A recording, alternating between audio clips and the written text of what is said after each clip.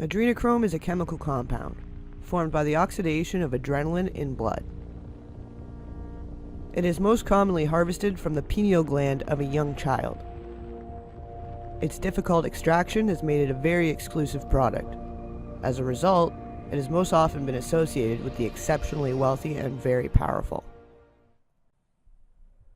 Adrenochrome was mentioned and described in great detail in a movie called Fear and Loathing in Las Vegas, released in 1998, which was based on a book written by Hunter S. Thompson, originally published in 1971. As your attorney, I advise you to take a hit out of the little brown bottle in my shaving kit. You won't need much. Just a tiny taste. There it is.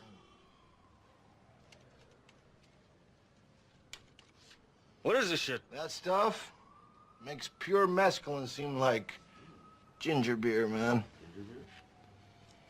Adrenochrome. Adrenochrome?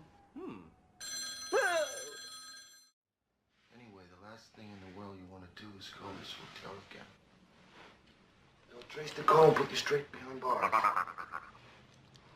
No, I'm moving to the Tropicana right away. It's a different name, but I'll let you know what it is, and,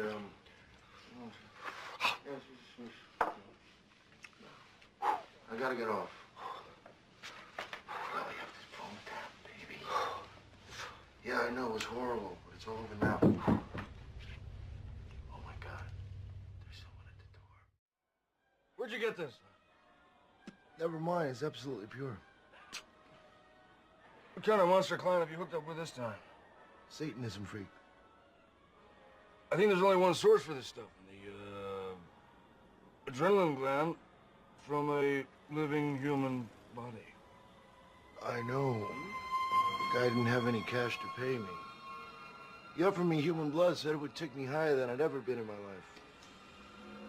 Thought he was kidding. So I told him I'd just as soon have an ounce or so of pure adrenochrome.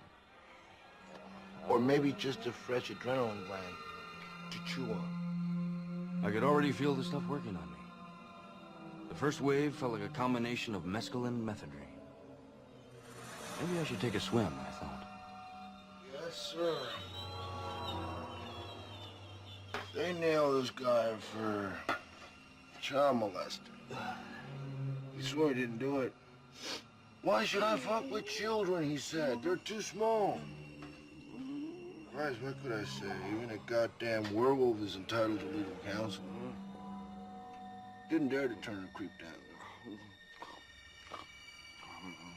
Might have picked up a letter opener and gone after my pineal gland. You know? Yeah, Crazy. why not? He claims the substance was made up and didn't actually exist. The lie detector determined that was a lie. Since the beginning of time, blood has been connected to youth, vitality, and immortality. The blood of children and virgins in particular have been believed to contain life-giving properties. Ancient mythology considered blood to be the elixir of life, released at the moment of death. Adrenochrome, in layman's terms, is required by its very nature to be harvested by human torture and/or sacrifice. The substance itself is derived from the adrenaline released into the bloodstream in times of great duress or danger. It's no secret that the elite have always been obsessed with the concept of eternal youth. Along with the alleged rituals and strange gatherings they have, which have most commonly been considered satanic, however, the truth is far more sinister than that. In ancient times, every form of religion was barbaric and inhumane in some way, and in some cases, they still are today, with connections to child slavery and sexual abuse. Satanists are in fact heavily against the harm of children in any way, shape, and/or form, and they only believe in the harm of animals for nourishment. Satanism is just the scapegoat, pun intended, for the much deeper evil beyond the veil.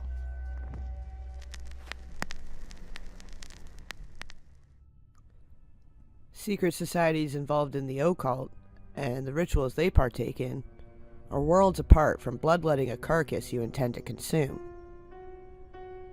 The concept of ritual and sacrifice among the elite is one in its own.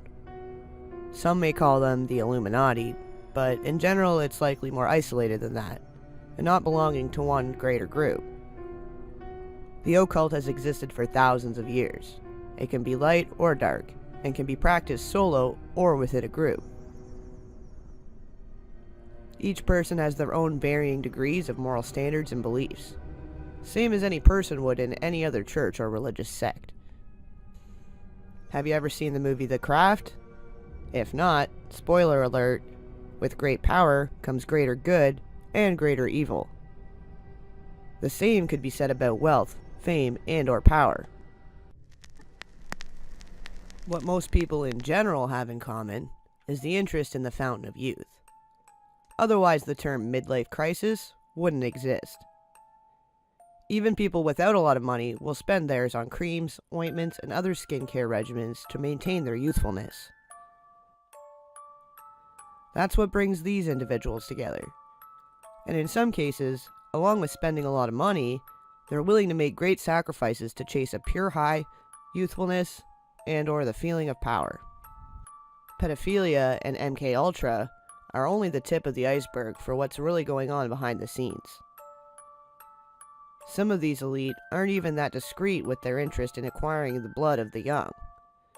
Peter Thiel, the co-founder of PayPal and billionaire investor, has openly shown interest in normalizing the humane organization of child blood donors, and in turn selling their blood to rich people, hoping to escape the inevitability of death with young blood transfusions. The big theme that I think we could be spending more on is solving the question of aging. Can we treat aging itself like a disease that can be slowed or possibly reversed? And I think we've not even scratched the surface in asking questions about it, because it's very underexplored. What causes people to age? Why does it happen? What could you do about it? And so I think that's a very promising thing to look at. That, of course, is the lighter side of the elite obsession with youth.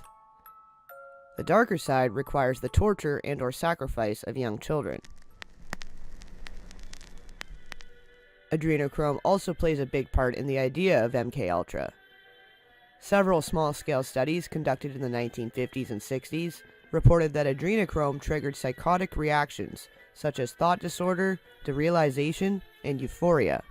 Researchers Abraham Hoffer and Humphrey Osmond claim that adrenochrome is a neurotoxic, psychotomimetic substance and may play a role in schizophrenia and other mental illnesses. And what they called the adrenochrome hypothesis, they speculated that megadoses of vitamin C and niacin could cure schizophrenia by reducing adrenochrome in the brain.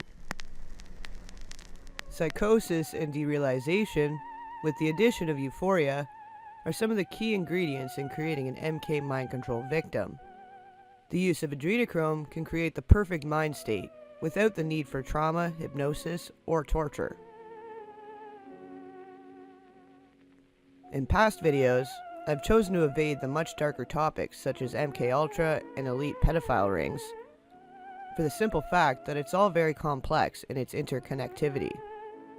Remember all those migrant children that went missing, apparently lost within the border control system? Most of them not able to speak English, let alone being old enough to speak their own language. Chuck E. Cheese has it all figured out, but the American government doesn't? Where did all those children go? Why were they mostly girls? You do the math. There are varying degrees of evil within the entertainment industry, the government, as well as major corporations. And we really only get to see what's on the surface. When it comes to people in the public eye, it's really easy to write someone off as crazy, or throw around terms like MK mind control. But each individual experience is different.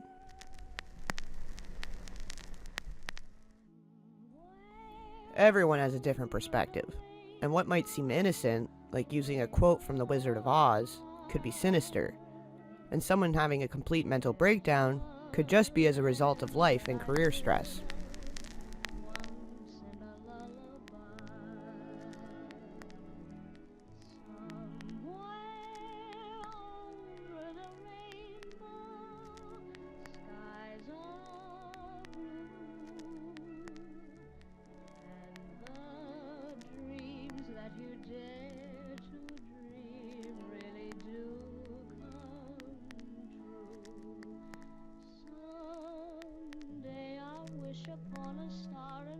up where the clouds are far behind me, where troubles melt like lemon drops away above the chimney tops. That's where you'll find me. Some people are conditioned to be more vulnerable, impressionable, and weak, whereas others are quite the opposite. Hollywood is made up of all walks of life. It is apparent that some public figures are created with coaching, PR teams, managers, and agencies toiling to create a star. And who would also benefit from being able to fully control their client? However, others were self-starters and found fame more organically and on their own terms. It can be very difficult to differentiate, but I urge you to look beyond the headlines and tabloids. Some people are slaves to themselves in addiction, anger mismanagement, and mental illness, while some are slaves to the industry, one way or another. But at the end of the day, they are all just people. We were all kids once upon a time, at the mercy of our caretakers and the environment we grew up in.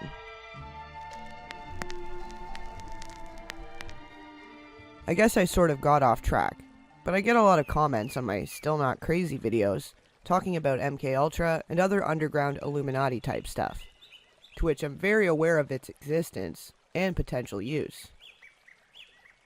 I will get more into these type of topics, but on a more realistic basis. People are quick to forget how easily humans can be controlled with money, promise of power, or fame, and the enablement of their vices. I get it though. When you start going down these dark holes, it's easy to see how certain things can be related to many situations. There is one person on the forefront of MKUltra in the realm of celebrities. This person was a benchmark in the use of this technique to create a beta-programmed sex slave with celebrity status. There are now hundreds of copies of this person. Whether by the same type of programming or by their own free will is debatable, due to how iconic this figure became and is still considered to be. Make sure to subscribe and turn notifications on, and keep an eye out for a Dark Hollywood segment with MKUltra Prototype in the title. If that doesn't interest you, I do post other beneath the surface investigative type videos as well, and it would warm my pineal gland if you join me on that journey.